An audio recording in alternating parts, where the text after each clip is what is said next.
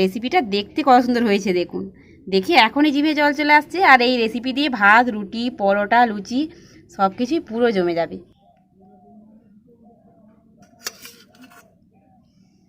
রেসিপিটা কত সুন্দর হয়েছে দেখুন।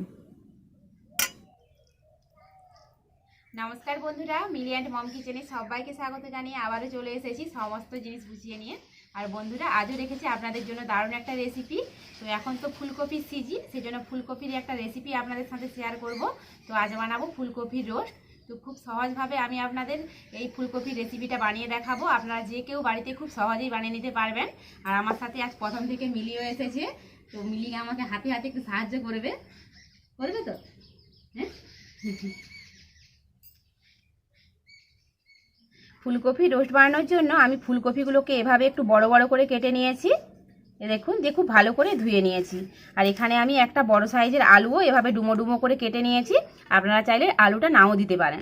আর বন্ধুরা, যারা ভাবছেন এই ফুলকপি রোস্ট বানাতে গেলে কি লাগে, বন্ধুরা তাদের ধারণাটা সম্পূর্ণ ভুল। খুব সহজভাবে ঘরোয়াভাবে আমি আপনাদের আজকে এই রেসিপিটা বানিয়ে দেখাবো। আপনারা প্লিজ পুরো ভিডিওটা দেখতে থাকুন। তো আমি এদিকে উনুনটা ধরিয়ে একটা কড়াই বসিয়ে দিয়েছি। প্রথমে ফুলকপিগুলোকে ভেজে নেব। কড়াই দিয়ে দিচ্ছি তেল।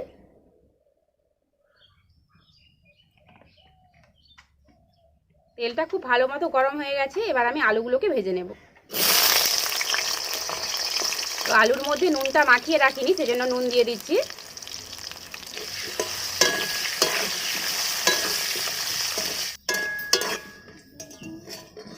আলুগুলোকে দেখুন বন্ধুরা, আমি এইভাবে একটু লাল লাল করে ভেজে নিয়েছি। এবার নামিয়ে নিচ্ছি।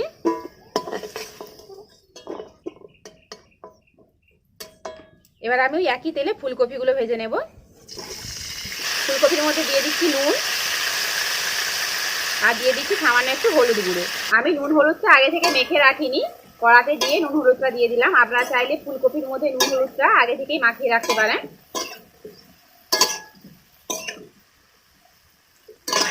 এবার আমি ঢাকা দিয়ে ফুলকপিগুলোকে ভেজে নেব। ঢাকা খুলে বন্ধুরা ফুলকপিটাকে আমি এরকমভাবে একটু কষিয়ে নিয়েছি।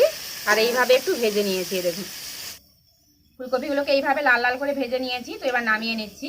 অনেক সময় দেখবেন কপি সেদ্ধ হতে চায় না, তো এই কপিটা খুব ভালো বন্ধুরা, একটুতেই খুব সুন্দর সেদ্ধ হয়ে গেছে। এখন তো বাজারে কপির দাম বন্ধুরা খুবই কম। অবশ্যই এই রেসিপিটা একবার ট্রাই করবেন বাড়িতে। দুর্দান্ত খেতে হয়, পুরো অনুষ্ঠান বাড়ির মতো লাগে খেতে। কড়াইটা আবার পরিষ্কার করে বসিয়ে দিয়েছি। কড়াই এবার তেল দিয়ে দিচ্ছি। তেলটা গরম হয়ে গেছে। দিয়ে দিচ্ছি দুটো ছোট এলাচ, একটা দারচিনি। দিয়ে দিচ্ছি লঙ্কা গুঁড়ো। লঙ্কা গুঁড়োর পরে দিয়ে দিচ্ছি হলুদ গুঁড়ো। হলুদ গুঁড়োর পরে দিয়ে দিচ্ছি আদা বাটা।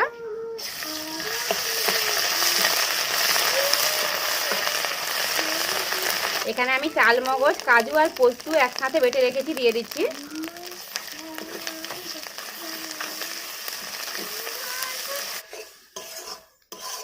চালমগজ, কাজু ও পোস্তটা দিয়ে মশলাটা একটু কষিয়ে নিয়েছি।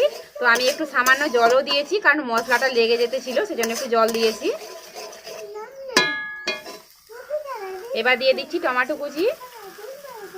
নিয়েছি 3টে কাঁচা লঙ্কা, একটু করে ফাটিয়ে নিয়েছি, দিয়ে দিচ্ছি। আর দিয়ে দিচ্ছি সামান্য একটু নুন, যাতে টমেটোটা গলে যায়।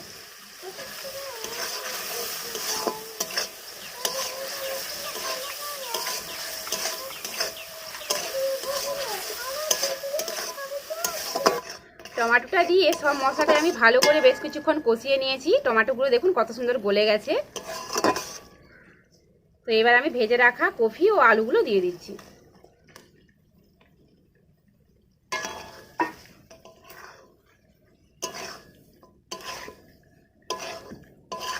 তো এটার বেশি কষানোর দরকার নেই, ফুলকপিগুলো একেই গলে গেছে। তো খুব বেশি গলাতে গেলে একবারে গলে যাবে, তখন ফুলকপির আর কিছুই দেখতে পাওয়া যাবে না। ফুলকপিটা দিয়ে একটু নাড়াচাড়া করে নিয়েছি। তো এবার দিয়ে দেবো ক্ষীর। এখানে আমি কিছুটা দুধ জাল করে একটু ঘন করে নিয়েছি। তো এটা দিয়ে দিচ্ছি। এটা দিলে এই ফুলকপির রোস্টের স্বাদটা অনেকটাই বেড়ে যাবে। আপনারা চাইলে এখানে মিল্ক মেডও ব্যবহার করতে পারেন। তো আমি যেহেতু ঘরোয়াভাবে দেখাচ্ছি, সেজন্য একবারে ঘরোয়াভাবেই আপনাদের করে এটা দেখাচ্ছি।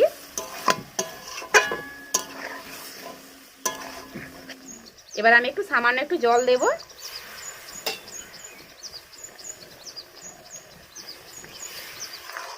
তো আমি খুব সামান্য একটু জল দিয়েছি, খুব বেশি জল দেইনি, কারণ এই রেসিপিতে খুব বেশি জল দিলে খেতে ভালো লাগবে না। তো আমি একটু অল্প করেই জল দিয়েছি। ওপর থেকে দিয়ে দেবো ধনেপাতা কুচি, আর দিয়ে দেবো গরম মশলা গুঁড়ো,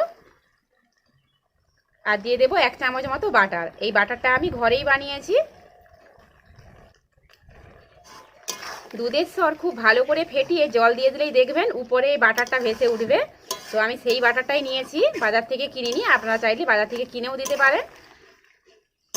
যেহেতু আমি টমেটো দিয়েছি তার জন্য টকের সাথে মিষ্টিটা একটু ব্যালেন্স করার জন্য একটুখানি চিনি দিচ্ছি।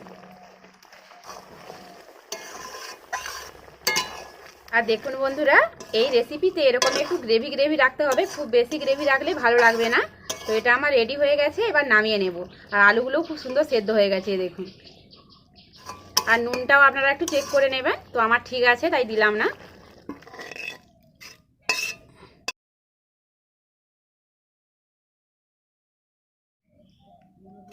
আর রেসিপিটা কত সুন্দর হয়েছে দেখুন, রংটা দেখেই খেতে ইচ্ছা হবে। তো মিলি তো খেলার সাথী আসতে খেলতে চলে গেছে, তো আমি একাই খেতে বসে গেছি। তো খেয়ে বলবো রেসিপিটা কেমন হয়েছে। তো কালারটা যা সুন্দর হয়েছে বন্ধুরা কি বলবো, তো এখনই মানে জিভে জল চলে আসছে। আর এই রেসিপিতে বন্ধুরা ভাত নয়, রুটি পরোটা সব কিছুই আপনারা খেতে পারেন, দারুণ লাগে খেতে এই রেসিপিটা দিয়ে। দারুণ হয়েছে বন্ধুরা, পুরো একদম অনুষ্ঠান বাড়ির মতো লাগছে খেতে, দারুণ হয়েছে। আমি তো একবারে ঘরোয়াভাবে আপনাদের দেখালাম। অবশ্যই বন্ধুরা এই রেসিপিটা একবার বাড়িতে ট্রাই করবেন, আর অবশ্যই কমেন্ট করে জানাবেন যে কেমন হয়েছে। আর রেসিপিটা ভালো লাগলে বন্ধুরা লাইক করতে ভুলবেন না, প্রচুর প্রচুর শেয়ার করবেন। আর আমার চ্যানেলে নতুন হয়ে থাকলে চ্যানেলটি সাবস্ক্রাইব করে পাশে থাকবেন।